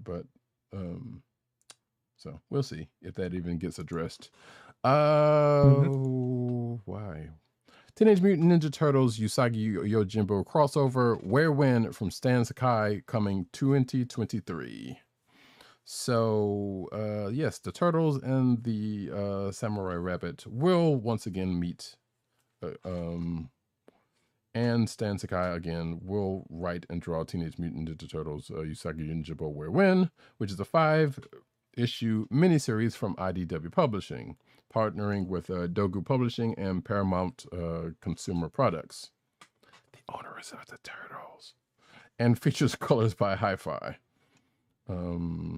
See, the first issue goes on sale in March, and then the article just goes into the history between the Turtles and Usagi Yojimbo, which goes back to 1984. So there you go. Next up. So, to celebrate the 3 decades since the fan favorite TV series Star Trek Deep Space Nine debuted, IDW has proudly announced the April 2023 launch of Star Trek Deep Space Nine, The Dog of War, a wild new 5-issue comic book miniseries bringing back everyone's favorite space station crew. The Dog of War marks the comic book debut of celebrated novelist Mike Chen, who wrote Star Wars Brotherhood Here and Now, and then partnered with Star Trek comics artist extraordinaire Angel Hernandez, who did Star Trek Picard, Stargazer, and Star Trek Discovery Adventures in the 32nd Century, to create a lost episode set within the timeline of the OG Deep Space Nine show. Okay. Yeah, apparently Mike Chen has he likes Deep Space Nine, and I don't blame him because that's my favorite Trek. Ding. It's a good track. It's a great Trek. It really is, and I don't know if that I was about to say it's good until you get to the wacky ending. That's my problem with Deep Space. I agree with you there. Yeah, I didn't. Yeah, everything leading up to that. Well, everything to a certain point to getting to that is great. But yeah, once it gets to that last little bit, I'm like, wacky ending really left a bad taste in my mouth for Deep Space Nine. Yeah. But I love Deep Space Nine up until like that ending, like that series of events in the story that lead to the ending. Agreed. Yes. And if you want to see where it gets picked up, we talked about the new ongoing Star Trek comic book, which we've been talking about the last month or two. Well, yeah. Month. Yep. Because it's only been a month. Last but not least, folks. Last but not least. Indeed. Hold on. There we go. Just in case that happened. I'm happy to get this one. Dungeons and Dragons classic cartoon returns with a new miniseries. So guess what, folks? We're getting another round of those Saturday Morning Adventures miniseries. This one's going to be 4 issues, but still published by IDW, and of course takes place in the world of the animated Dungeons and Dragons Saturday morning cartoon, which this also marks the first of these comic books that is actually set in a world that was actually on Saturday morning, because the Turtles and G.I. Joe were not. Although I'm pretty sure there was a version of the Turtles that probably ended up on some Saturday morning, regardless. CBR says has exclusively revealed that Dungeons and Dragons Saturday Morning Adventures will hit shelves March 2023. And if you are aware of the Dungeons and Dragons cartoon, I'm sure you can find clips out there on YouTube. If not, it was very loosely based on the tabletop series, but still had some things there for it. Shout out to Diana. I hope they do right by her. That's all I gotta say about that. I was gonna get the creative team on this, but I'm not seeing that. Oh, here we go. David M. Bucher and Sam Maggs, with artwork by George Cambadius. And yeah, that's that. And that's that, folks. That is the end of the news for tonight. Can we get one more ad read? Our last ad read of the night. You know what we read when it's late and we're tired. Keep our podcast free by shopping at Amazon. Visit cspn.us, then click the Keep Our Podcast Free link at the top of the page. From there, scroll down and click on the Amazon link to shop. Purchase items from Amazon as you normally would, whether it's books, music, electronics, jewelry, apparel, or Marvel Legends. There's still time to get some stuff, folks. It may not get to you before Christmas, though. For every purchase made on Amazon through our link, the CSPN link, Amazon sends the CSPN a payment that helps us keep the Comic Book Chronicles podcast free for our listeners at no extra cost to you. Amazon.com through CSPN.us. Do it today. Hey, and if you do happen to get something, especially through the app, don't forget to hit that tip your driver button, because they work hard all the time. So, even though some of them will just drop your shit in the middle of nowhere or on top of your air conditioner or something like that. But, hey, they still work a lot hard. They got a lot to do. Anywho, that is the end of this here show for tonight. I'm like, that sounded a little like too much based on personal experience. Maybe not. Jeez. I mean, I have found a Marvel Legend that an Amazon driver dropped at the weirdest spot, like literally on the porch of my next door neighbor, like behind their gate. I was like, yo, do you not read numbers? Right. But anyway. Yeah. Oh yeah.